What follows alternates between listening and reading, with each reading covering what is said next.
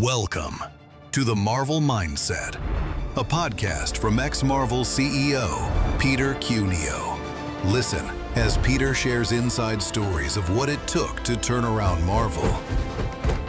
Here's your host, Peter Cuneo.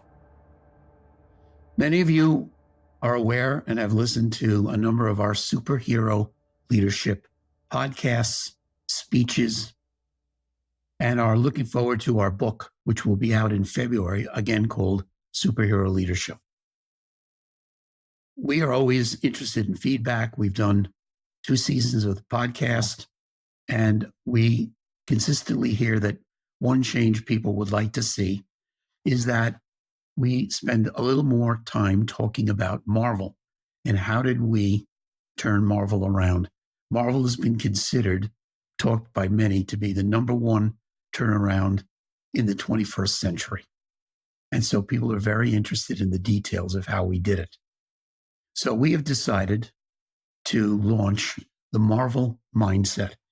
This will be about 12 short episodes, 7-8 minutes long, premiering every Monday, talking about the details of what we accomplished at Marvel. I want to talk a little bit also, though, about the other things we're doing on superhero leadership. And if you're very interested, you could certainly go to petercuneo.com, where you can see all of our podcasts and see a number of other things about leadership that I think you'll find very interesting.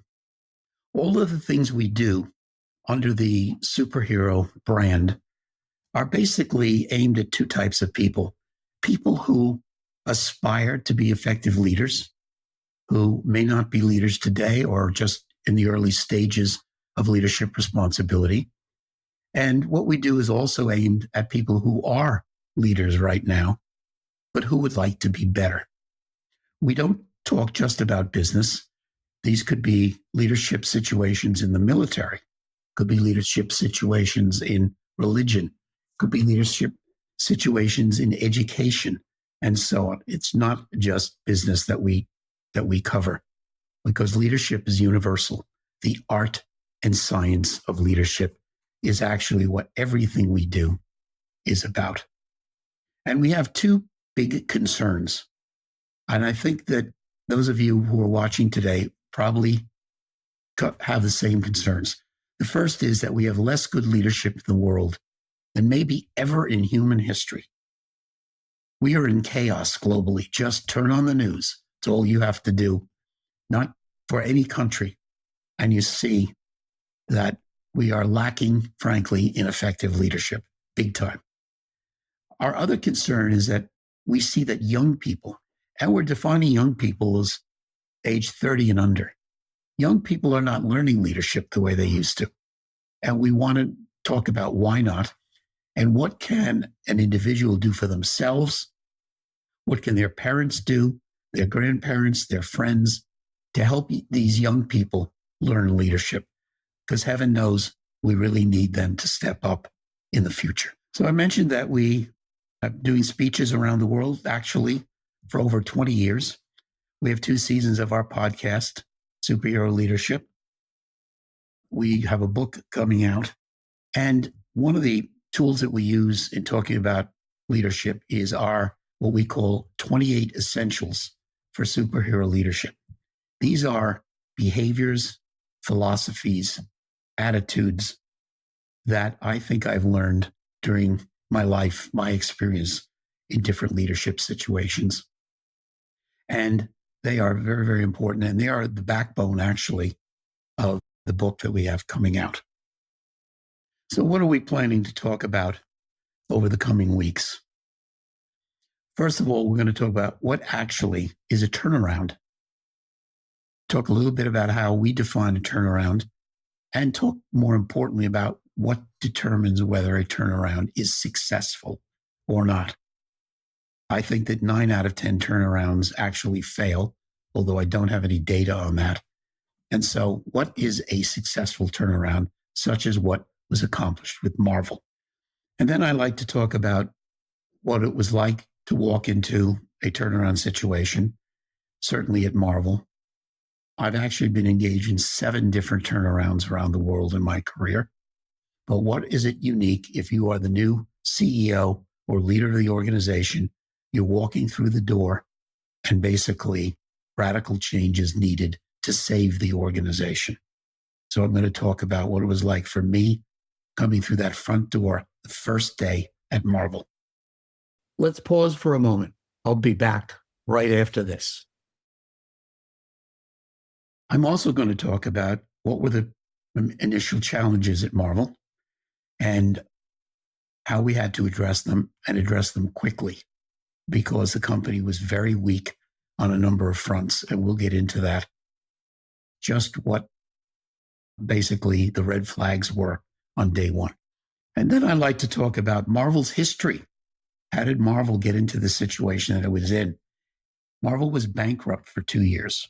What was Marvel's history before the bankruptcy? And what was bankruptcy like?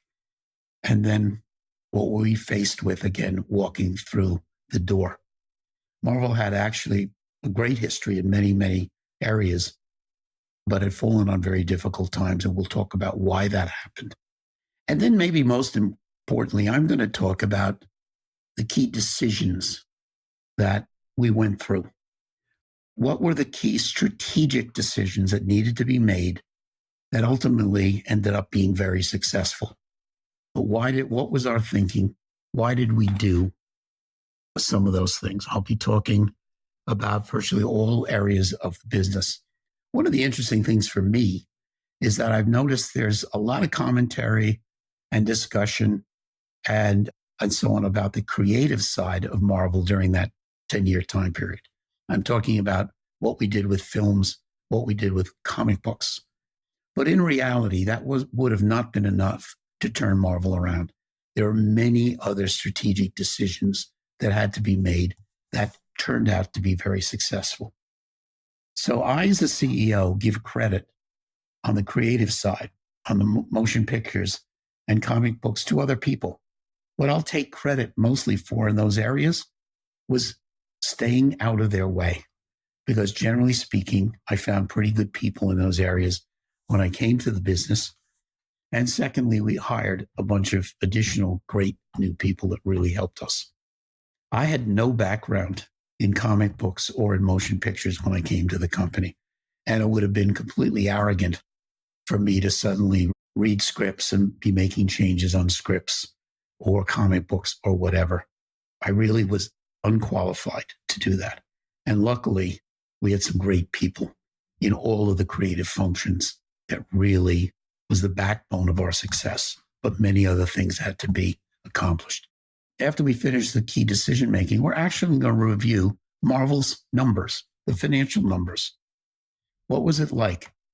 What was it when we first showed up? And what was it like some years later? In fact, we'd probably choose the year 2006. This is 3 years before we sold to Disney, to look at the numbers versus the day one numbers when I walked in. What actually had been accomplished and so on, particularly with investors. We have to remember that Marvel was a New York Stock Exchange company. So there was eyes on us every day. We were not a private company. And some of the changes we made were considered very radical and definitely concerned a lot of our investors. We thought, frankly, initially, they were wrong. Of course, history has proven they were right. But still, I think it's very important to talk about that. A lot of times in my travels, I get asked about turnarounds. People want to get in turnarounds. They recognize that if you're successful, you can make a lot of money, frankly.